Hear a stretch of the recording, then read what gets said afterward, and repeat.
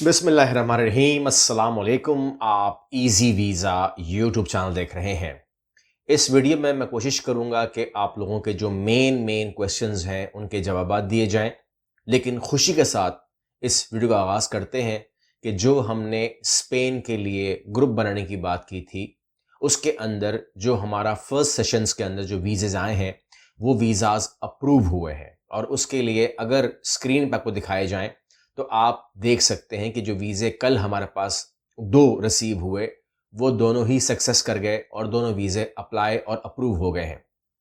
इसके साथ ही बाकी जैसे वीज़े आते जाएंगे मैं आपके साथ ये शेयर करता ही जाऊंगा। यहाँ पर सूरत हाल ये है कि यहाँ पर कुछ क्वेश्चंस भी हुए हैं स्पेन के हवाले से, तो मैं आपको वो भी जवाब दे देता हूँ क्योंकि बहुत ज़रूरी है इन तमाम बातों के लिए कि आपके साथ शेयर किए जाएं। और जिन लोगों की भी चीज़ें आएंगी तो मैं टीम से कहूँगा कि उसको ब्लर ज़रूर रखें। कोई भी उनकी जो चेहरे हैं, शनाख्त है, वो अगर ना हो पाए तो ज़्यादा अच्छी बात है। आपके सामने जो वीडियो आई है, जो कल से आप देख रहे हैं, वो वीडियो है यूरोप का मुकम्मल ऑनलाइन वर्क वीज़ा, सब कुछ खुद करें और आगे लिखा हुआ है कि फीस जो है वो वहाँ जाकर आप दें। तो ये सूरत हाल क्या है, इसके अंदर आपको मैंने पूरा ब्रीफ किया है। जिन लोगों ने वीडियो देख ली है उनको समझ में आ गया होगा कि प्रोसेस ऐसा ही होता है, 2 हिस्सों में होता है। पहले आप वहाँ जाते हैं और उसके बाद इमिग्रेशन में अपनी हाज़िरी होती है और उसके बाद मतलूबा फीसेस जो वहाँ पर टीआरसी के लिए होती हैं, जो वहाँ पर वीज़ा के लिए होती हैं, 3 साल का वीज़ा होता है, उसकी फ़ीस होती है। तमाम चीज़ें आप अपने हाथ से ही वहाँ पे करते हैं। रिक्वेस्ट ये है, दरख्वास्त ये है, तजर्बे की बुनियाद पे कह रहा हूँ कि ये काम जब मैं अगर कह रहा हूँ कि आपने इमिग्रेशन जाना है और अपने हाथ से पैसे देने हैं, तो इसी को ही कबूल किया कीजिए। मुश्किल नहीं होती है, आप जाएँ, कोई आपको वहाँ पर कुछ भी नहीं करेगा।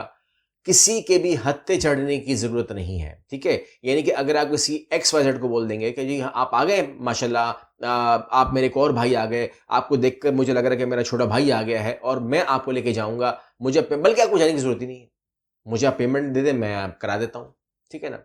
उसके बाद वो बड़ा भाई आपको नज़र नहीं आता और अगर वो छोटा है तो छोटा नज़र नहीं आता। लिहाज़ा ये काम यूरोप के अंदर आम है, यानी कि अगर यहाँ पर आप जो देखते हैं उसका लेवल बहुत छोटा है, जो आप आपस में करते हैं ना उसका लेवल बहुत छोटा है, जो बाहर होता है उसका लेवल बहुत बड़ा है। तो लिहाज़ा बाहर का बिहेवियर जो होता है उसको थोड़ा-सा आपने डिफरेंट रखना होता है। बाहर कोई रहम नहीं खाता किसी के ऊपर, यानी कि मेरे सारे पैसे चले गए, मेरे मेरे मेरा सब कुछ चला गया, मेरा पासपोर्ट भी ले गए, तो उनको रहम नहीं आता आपके ऊपर, क्योंकि पता नहीं उनकी शनाख्त क्या होती है, वो पाकिस्तानी है भी कि नहीं, नोबडी नोज़। तो लिहाज़ा किसी पे भी, ठीक, जब मैं किसी कह रहा हूँ ना, तो आप फिर उसको मत दें, चांस मत दें। किसी पे भी ट्रस्ट करने की ज़रूरत नहीं है, ठीक है? अगर वो कुछ भी दिखाए आपको, कार्ड दिखाए, अपना पासपोर्ट दिखाए, आईडी कार्ड दिखाए, व्हाटएवर जो भी है, मैं किसी चीज़ को नहीं मानता। तो आपने खुद जाना है और खुद ही पेमेंट करनी है। ये आपको मैंने कहना था, ये बहुत ज़रूरी है। अब मैं चलता हूँ आपके सवालों की तरफ जो आप लोगों ने किए हैं और मैं स्क्रीन खोल करके उसको वन बाय वन आपके सामने रख देता हूँ। स्पेन के हवाले से या किसी भी वीज़ा के हवाले से एक सवाल है जो इन्होंने किया है और वो है कि जी fresh passport can apply. Fresh passport हमेशा अप्लाई कर सकता है, लेकिन उसकी जो रीज़न है कि आप क्यों कर रहे हैं अप्लाई। मतलब फॉर एग्जांपल लेट्स से कि आप अप्लाई कर रहे हैं स्पेन के लिए, आप अप्लाई कर रहे हैं ऑस्ट्रेलिया के लिए, यूएसए के लिए अप्लाई कर रहे हैं, आप न्यूजीलैंड के लिए अप्लाई कर रहे हैं। तो सवाल ये पैदा होता है कि आप अप्लाई क्यों कर रहे हैं। सवाल ये पैदा होता है आप अप्लाई क्यों कर रहे हैं। तो आपको सिर्फ जस्टिफिकेशन देनी होती है कि मैं न्यूजीलैंड जाना क्यों चाहता हूं, वहां पर अब मेरा भाई है, मेरी बहन है, मदर है, फादर है, रीजन है, मीटिंग है, कॉन्फ्रेंस है, ट्रेनिंग है, क्या है, जो भी है, ये आप प्रॉपरली प्रूफ कर दें। अगर आप प्रूफ कर देते हैं तो आप जा सकते हैं। लेकिन अगर आप कहते हैं कि आई हैव नो रीजन, मतलब you are Pakistani, you belong to Pakistan और आपका टूरिज्म मिजाज नहीं है, कभी आपने कभी घूमा फिरा ही नहीं, कंबोडिया नहीं गए, ठीक है ना, कभी थाईलैंड नहीं गए, कभी मलेशिया नहीं गए, लेकिन एकदम से ख्याल आ गया कि जी न्यूजीलैंड जाता हूं क्योंकि न्यूजीलैंड के अंदर जो है वो मुझे फलां जगह से सपोर्ट मिल रही है, ये लग जाएगा, वो लग जाएगा और फौजरी हो जाएगी, डॉक्यूमेंटेशन लग जाएगी, तमाम चीज़ें हो जाएंगी, तो फिर खतरे की घंटी जो है वो आपके लिए है। सर मैं न्यूजीलैंड जाना चाहता हूँ वर्क वीज़े पर, प्लीज़ हेल्प मी। अच्छा, मैं अब कैसे हेल्प करूँ, मुझे बताएं आप। मतलब मैं आपको कहाँ ढूंढूं, मैं आपके पास कहाँ आऊँ, आप मुझे कहाँ मिलेंगे, ये मुश्किल काम है। हमारा ऑफिस कराची में भी है और हमारा ऑफिस लाहौर में भी है। नंबर्स भी हैं, ईमेल्स भी हैं, ठीक है। रब्ता कीजिए, टीम के साथ बात कीजिए और अपना प्रोग्राम का इंतखाब कीजिए और प्रोग्राम में आ जाइए। तो इस तरीके से हम हेल्प कर सकते हैं। आपको ढूंढने में अगर हम लग गए तो it will take a lot of time. अच्छा, प्रोसेसिंग फीस कितनी होती है? Processing fees depend on the programs. Immigration में आ रहे हो, विजिट वीज़ा पे आ रहे हो, वर्क वीज़ा में आ रहे हो, किस में आ रहे हो, तो इसके बाद ही हम कर सकते हैं। इसके बाद एक भाई साहब हैं, उन्होंने कहा है कि मैंने 18 जून को VFS लाहौर में डॉक्यूमेंट जमा करवाए, 22 जून को इंटरव्यू हुआ, रिस्पांस नहीं आया, हंगरी स्टडी वीज़ा है सितंबर 26 के लिए, क्या करूं? पता नहीं क्या लिखा हुआ है। अच्छा, ये मैंने केस देखा, ये हमारा केस है ही नहीं, ठीक है। ऐसा ही है भाईजान, आप भी सुन रहे हैं, ये हमारा केस है ही नहीं। अगर हमारा केस नहीं है तो इसकी फाइल मेरे पास नहीं है, तो मैं इसको ट्रैक नहीं कर सकता, ये मेरी मजबूरी है। आप लोग जहां से अप्लाई करते हैं उसी को अगर आप पूछेंगे तो दे विल रिप्लाई यू और they have a position to reply you. मेरे पास क्या पोजीशन है कि मैं आपको रिप्लाई करूं? क्या मेसन का वीज़ा लग सकता है? क्यों नहीं लग सकता? किसी भी स्किल वर्कर का वीज़ा लग सकता है, इसमें कोई दो सवाल है ही नहीं, इसमें तो कोई मुश्किल बात नहीं है। अच्छा, कहते हैं it is necessary to travel with you after getting visa और कैन ट्रैवल लेट, ठीक है। लेट का तो अजीब सा आपने सवाल इंग्लिश लिख दी है जबरदस्त। देखें, मेरे साथ ट्रैवल करना जरूरी नहीं है, पहली बात ये बात दिमाग में रखें। आप अपना ट्रैवल करें, अकेले जाएं, बिल्कुल मुझे कोई टेंशन नहीं है। लेट का नहीं होता है, इसके अंदर जो वीज़े हमारे पास जब भी आते हैं ना, जो लोग जानते हैं हमारे जो क्लाइंट हैं, जब उनके वीज़े आते हैं ना यूरोप के लिए, तो वो फिक्स डेट पे वीज़े होते हैं, ऐसा ही है ना, वो फिक्स डेट पे होते हैं और वहाँ पर डेट मेंशन होती है कि आपकी ट्रैवल डेट जो है वो 15 सितंबर है, 15 अक्टूबर है, 15 नवंबर है, 15 दिसंबर, वट जो भी होती है। तो वहाँ पर एक फिक्स प्रोग्राम आता है। तो अगर आप लोगों ने वीज़ा रिसीव किए हैं कभी या देखे हैं कभी यूरोप के वीज़े, तो वो एक फिक्स डेट्स के साथ होते हैं और गालिबन जो डेट्स आप देते हैं टेंटेटिव, उसी को ही बेस बनाते हैं वो लोग और उसी को ही बेस करते हैं। इसीलिए हम कहते हैं कि आपका जो ट्रैवल है वो बहुत ही वाज़ेह होना चाहिए, बहुत ही सेहतमंद होना चाहिए। यानी कि ये नहीं होना चाहिए कि आप बोले कि जी मैं डालने के लिए कर देता हूँ, जैसे अगर कंसल्टेंट को नहीं पता तो वो कहेगा एक हफ्ते का प्लान बना देता हूँ, फिर आप वहाँ पे महीने रह सकते हैं। ऐसा नहीं होता मेरे भाई। अगर आपने हफ्ते का प्लान बनाया तो अगर उन्होंने कहा कि यही हफ्ता आपको अलाउ करते हैं हम, you can not do anything.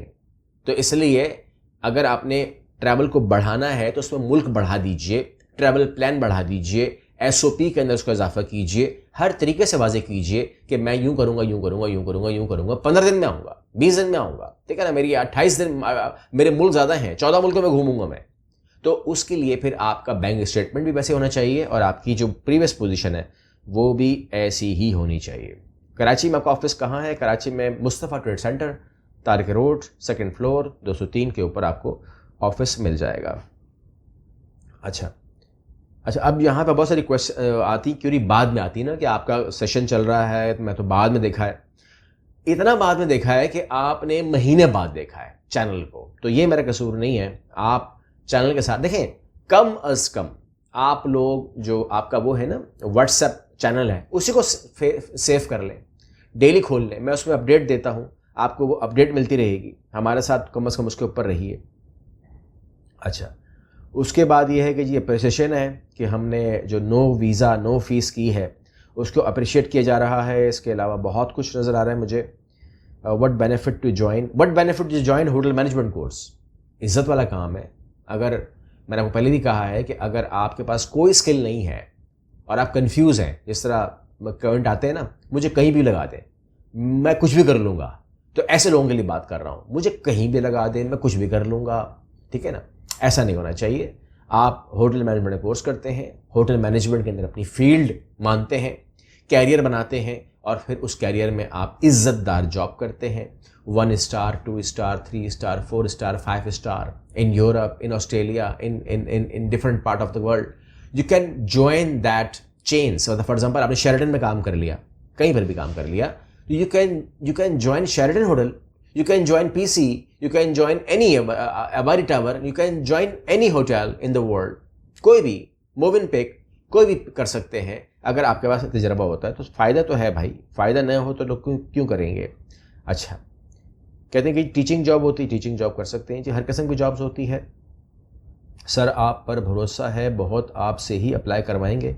Most welcome जी, आप भरोसा करते हैं तो आ जाइए। क्लोजिंग बैलेंस कितना होना चाहिए, डिपेंड करता है कि किस दर जा रहे हैं, ठीक है ना। आप यूरोप जा रहे हैं या कहाँ जा रहे हैं। 15 लाख तो कम से कम होना ही चाहिए, 15 लाख से कम नहीं होना चाहिए।